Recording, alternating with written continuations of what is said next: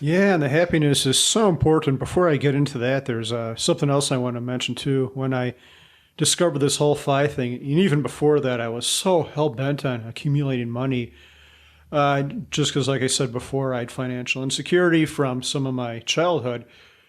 But I realized looking back now, it was kind of silly. The best example is or the worst example, depending on how you want to phrase it, is we bought this house to flip in 2013. Not to flip, but to fix up. So we bought this crummy house, and I was working a full-time job, so I would work for 40 hours a week, then I'd work on this house for 40 hours a week. But I had kids too, and I don't want to sacrifice time with them, so I'd wake up like at 4:30 in the morning and start working on this house, being careful not to wake up my neighbors. And I had the blog too, so I'd wake up like at 4 or 5 and go to bed like 11 o'clock at night. So I was hell-bent on this silly journey just to accumulate this money.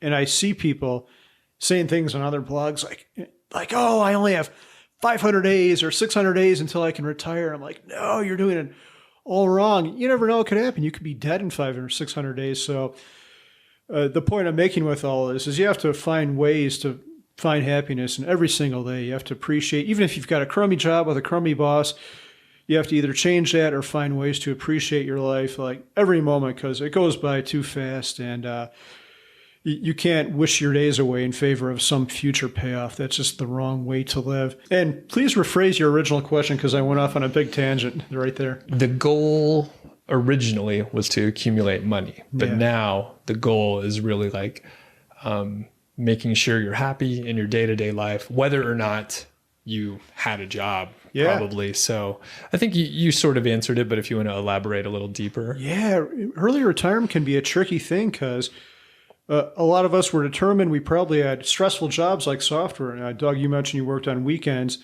and I worked heavy-duty hours too. I had a couple months where I worked a lot of 80-hour weeks, and so all of a sudden you stop working and you've got this big vacuum in your life. And I've heard people who have done this early retirement thing that have actually gone back to work. And this goes back to a little bit about what I said before.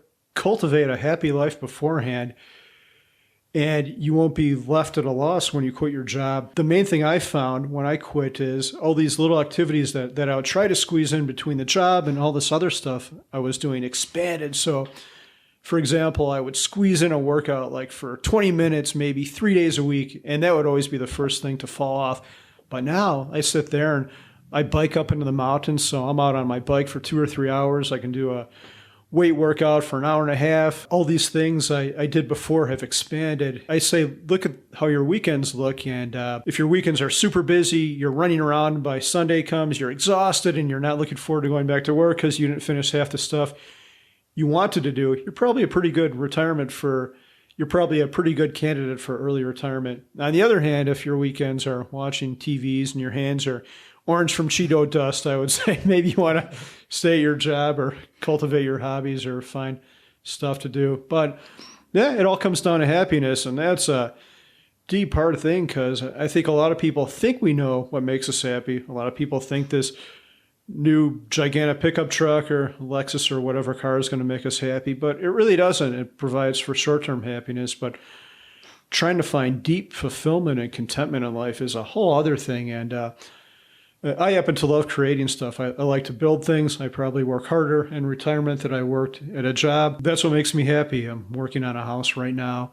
I'm working on a webcomic. So I use the word work a lot, but I'm not working for a paycheck. Some of this stuff does pay, but I'm working for happiness. My paycheck is happiness. And if there happens to be a side effect of getting paid for it, just like the blog I write because I love it, that's great, but that's not the reason I'm doing it.